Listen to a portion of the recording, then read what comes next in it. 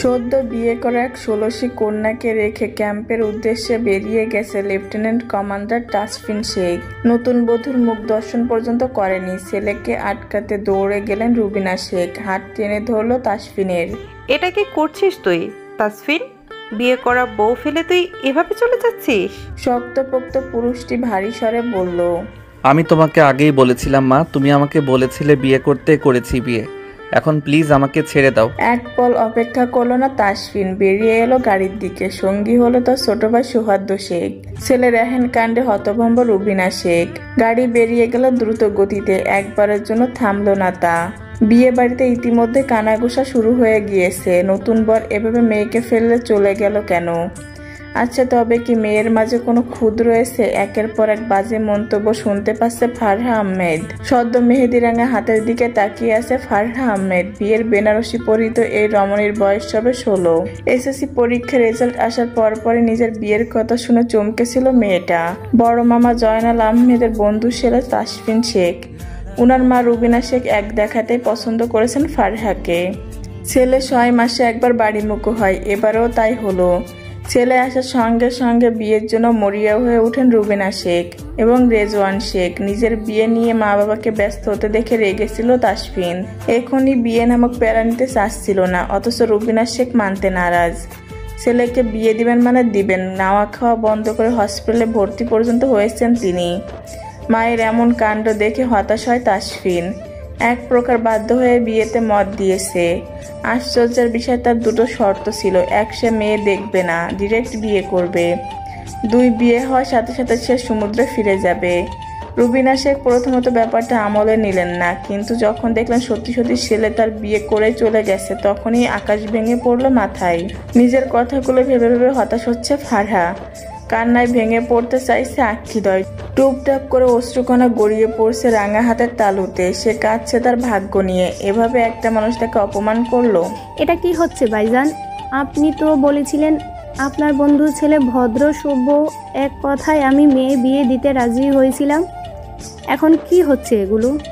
আরিফা আহমেদের কথায় নিজের উপর হতাশ হচ্ছে জয়নাল আহমেদ। এগিয়ে গেলেন তাসফিনের বাবা মায়ের দিকে। এটা কি হলো রিজন? তোর ছেলে ওভাবে? হাত জোর করে ধরলেন রেদওয়ান শেখ। সত্যি ভাই, আমরা বুঝতে পারিনি তাসফিন এরকম কিছু করবে। রুবিনা শেখ আকুতির স্বরে বললেন, দেখো জয়নাল ভাই, আপনি যদি বলেন আমি আমার ছেলের বউকে নিয়ে যেতে চাই, মেয়েটা আমাদের সঙ্গেই থাকুক। তৎক্ষণাৎ চেঁচিয়ে উঠলেন আরিফা আহমেদ। না, আমার মেয়েকে পাঠাবো না ওখানে। রুবিনা শেখ এগিয়ে এসে হাত দুটো ধরলেন আরিফা আহমেদের। আপা, এরকম করবেন না, ফারা তো এখন আমার ছেলের বউ, ওকে নিয়ে যেতে দিন। আরিফা আহমেদ শুনতে নারাজ, গম্ভীর স্বরে সাপ সাপ জানিয়ে দিলেন, না আপা, এটা সম্ভব নয়। আপনার ছেলে যখন ফেলেই চলে গেছে, তাই আমার মেয়েকে আমি এমনভাবে তো বিদায় দেব না। যদি কখনো আপনার ছেলে নিজ থেকে এসে মেয়ের হাত চায়, তবেই ফারহা যাবে, আর নয়তো না। চাপা দীর্ঘশ্বাস ফেলেন রুবিনা শেখ। তাসফিন কবে ফিরবে তারই নিশ্চয়তা নেই। সেখানে ফারাকে এসে নিয়ে যাবে, সেটা বিলাসিতা। আপা, আর একটি বার কি ভাবা যায় না? আরিফা আহমেদ চুপ রইলেন। অর্থাৎ তিনি যা বলেছেন তাই হবে। রাতের শেষ প্রহরে আকাশ এখনো ঘুমন্ত, কালচে নীল আধারে মোড়া। দূর থেকে মৃদু হাওয়া বয়ে আসছে, গাছের পাতাগুলো অলসভাবে দুলতে থাকে। জানালা দিয়ে প্রবেশ করছে সে মৃদু হাওয়া। হঠাৎই পূর্ব দিগন্তে একটা ফিকে আলো ফুটে একটা হালকা নীলসে আভা যেন অন্ধকারের গায়ে স্পর্শ রাখলো ভোর। ধীরে ধীরে সূর্য মামা উকি দিতে লাগলো। জানালার কাছে টাঙানো সাফেদ পর্দা হাওয়ায় দুলছে। সাজের এই সাফেদ আলো এসে মুখশ্রী জুড়ে আলোকিত করছে ফারহার। সদ্য লেগে আসা ঘুমটা ভেঙে গেল। উঠতে ইচ্ছা করলো না তার। চুপটি করে বসে রইল বিছানার পাশে। রাতের বেনারসি জড়ানো, চোখের কাজল লেপটে আছে। রাতের ঘটনাটা মিটতে মিটতে ভোর মধ্য প্রহর। শেষ বেলায় রুবিনা শেখ এসেছিলেন ফারহার কাছে। চোখের মুখে মলিনতা ছিল। মায়ের পরশে ছুঁয়ে দিলেন ললাট। ছোট্ট করে বলছেন, আমি খুব শীঘ্রই নিয়ে যাব তোকে। প্রতি উত্তরে কিছুই বলেনি ফারহা। রুবিনা শেখ বেরিয়ে যেতে হাউমাউ করে কেঁদেছে ফারহা। লোকটি তাকে রেখে চলে যাবে, যেহেতু তাকে বিয়ে করেছিল কেন? মস্তিষ্ক জুড়ে হাজারো প্রশ্ন, অথচ উত্তর মেলাতে পারছে না সে। শেষমেশ একটু ঘুম লেগেছিল, অথচ ভোরের আলো শুয়ে দিয়েছে তার নেত্রপলক। তন্দ্রা কেটে গিয়েছে তার। দরজা ঠেলে ভেতরে এলেন আরিফা আহমেদ, পিছন পেছন এলেন সাজ্জাদুল আহমেদ। পঙ্গুত্বের অভিশাপে আজ তিনি হুইলচেয়ারে বসে, তারপরও মেয়ে এমন অবস্থায় আসবেন না তা কি হতে পারে? মুখশ্রী জুড়ে বিষণ্ণতার ছাপ স্পষ্ট, বুকটা হু হু করে কেঁদে উঠল আরিফা আহমেদের। সাজ্জাদুল আহমেদের বড় জহিনাল আহমেদ বলেছিল বলে আরিফা আহমেদ দ্বিমত করেননি বিয়েতে, এক বাক্যে রাজি হয়েছিল, কিন্তু শেষমেশ মেয়েটার কি অবস্থা হয়েছে। কাছে গিয়ে মাথাটা বক্ষে চেপে ধরেন তিনি। ফারহা, কষ্ট পাস না মা, দেখবি জামাই এসে ঠিক তোকে নিয়ে যাবে। তাসফিন এসে তাকে নিয়ে যাবে কথাটা বিশ্বাস করতে পারল না ফারহা। তবে সে আশাও রাখে না চলে গিয়েছে বলে কি সে ভাসিয়ে দেবে? এটা তো হতে পারে না। চেয়ার ঠেলে ঠেলে এগিয়ে এলেন সাজ্জাদুল আহমেদ। দেখ মা ফারা, তুই এসব নিয়ে ভাবিস না এতটা। আর তুই তো কোনো কালেই মানুষের কথা তেমন একটা ধরিস না, আজকেও ধরবি না। মৃদু হাসলো ফারহা, স্বভাবসুলভ হাস্যোজ্জ্বল মুখে বলে, আচ্ছা মা বাবা, তোমরা কেন এত চিন্তা করছো? আমি একবারও বলেছি আমার কষ্ট হচ্ছে না তো। দেখো, লোকটি ছেড়ে চলে গেছে কেন তা তো আমি জানি, তবে যদি কখনো ফিরে তখন কি হবে আমার জানা নেই। কিন্তু কিন্তু তাই বলে যে বাঁচা ছেড়ে দেব তা তো হতে পারে না। এই তো এইচএসসি রেজাল্ট দিল, এখন কলেজের জন্য অ্যাপ্লিকেশন করতে হবে তো। স্বস্তির নিঃশ্বাস ফেলেন আরিফা আহমেদ। যাক, মেয়ের মনের উপর খুব একটা প্রভাব ফেলতে পারেনি ঘটনাগুলো। আমার লক্ষ্মী মেয়েটা। ফারহা ব্যস্ত পায়ে উঠে দাঁড়ালো, অস্থির কণ্ঠে বলল, মা বাবা চাও না আমাকে এখন একটু বেনারসিটা ছাড়তে দাও, এত ভারী জিনিসগুলো আমি রাখতে পারছি না। হেসে ফেললেন আরিফা আহমেদ। সাজ্জাদুল আহমেদকে নিয়ে বেরিয়ে গেলেন। ড্রেসিং টেবিলের সামনে দাঁড়িয়ে নিজেকে খুঁটিয়ে খুঁটিয়ে দেখলো ফারহা। বধূ সাজে সেজেছিল এক পুরুষের জন্য যাকে সে চেনে না জানে না, অথচ তার নামে কবুল করেছে। আচ্ছা, লোকটা তাকে কি একবারও দেখেনি? হয়তো বা না, যদি দেখতো তাহলে কি ছেড়ে চলে যেতে পারতো? পাশের ফোনটি তুলে নিজের দুটো ছবি তুলে রাখলো সে। কখনো যদি সেই অচেনা পুরুষ তার সামনে আসে তবে দেখাবে, বলবে, দেখুন আপনার জন্য বধূ সেজেছিলাম, কিন্তু আপনি তো দেখলেনই না, আর না আমাকে বধূ বেশে আপন করে নিলেন। সকাল, যখন সূর্যের আলো ধীরে ধীরে উঁচু হতে শুরু করে, প্রকৃতি নতুনভাবে জাগ্রত হয়ে উঠেছে। পাখিরা গান গায় এবং শীতল বাতাসে সতেজতা ভরে উঠেছে। গ্রামের সুন্দর এই দৃশ্যকে দেখে সেই মোহিত হবে।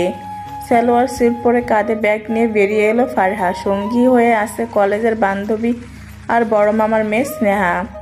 কলেজে আজকে পরীক্ষা আছে দুজনের, আপাতত কলেজেই যেতে হবে। 2 দিন ধরে ধুম জ্বর থাকার কারণে খুব একটা পড়তে পারেনি ফারহা।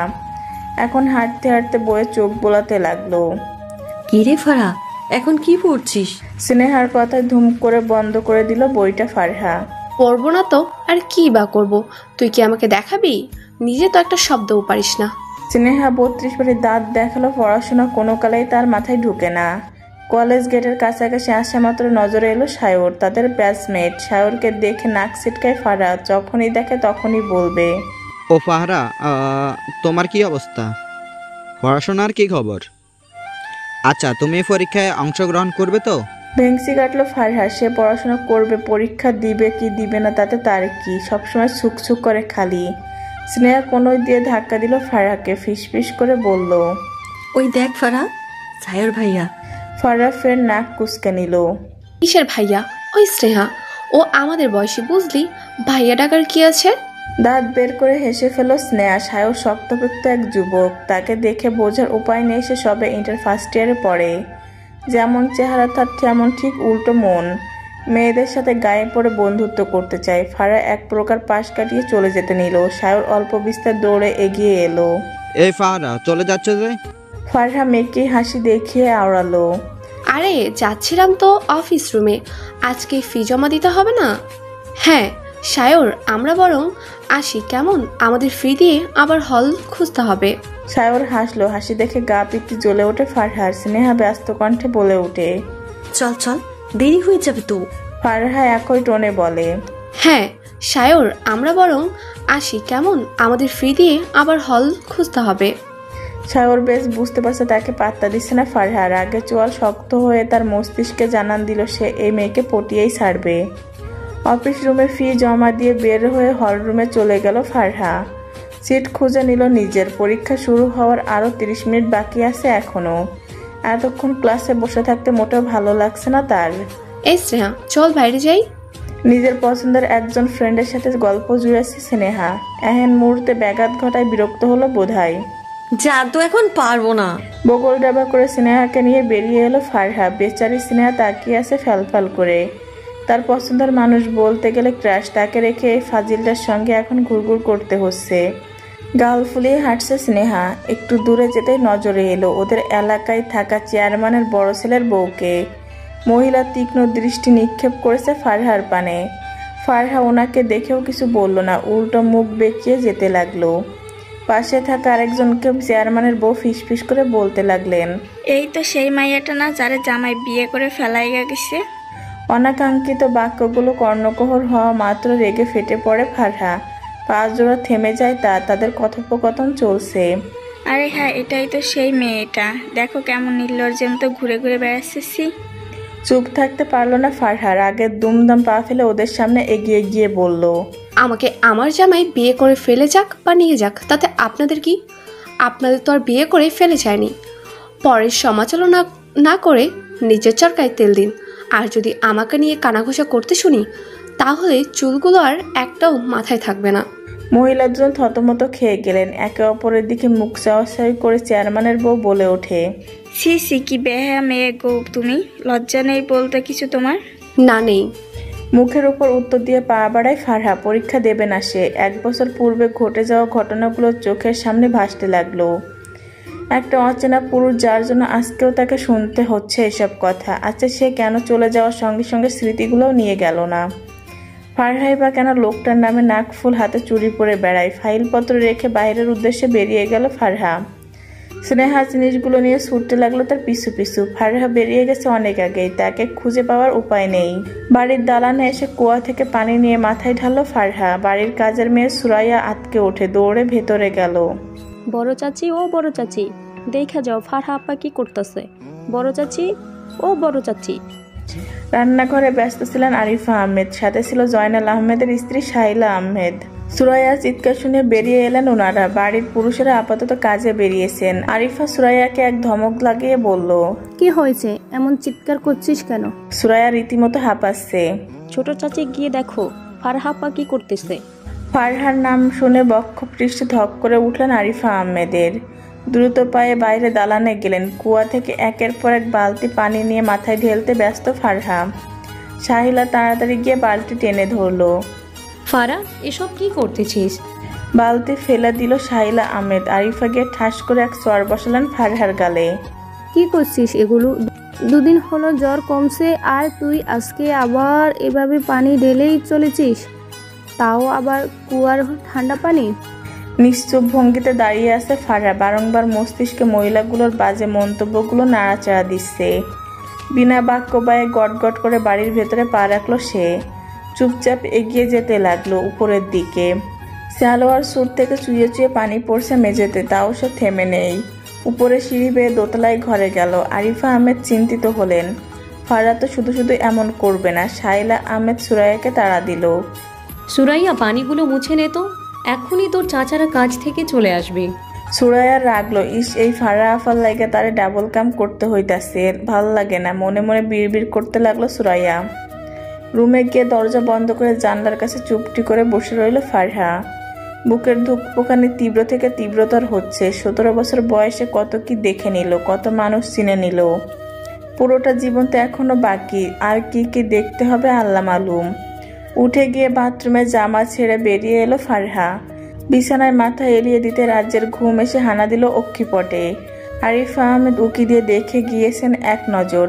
মেয়েটা ঘুমাচ্ছে, তাই আর বিরক্ত করছেন না। স্নেহা আসলে জানতে পারবে কি হয়েছিল। দরজা আলগোছে বন্ধ করে চলে গেলেন আরিফা আহমেদ।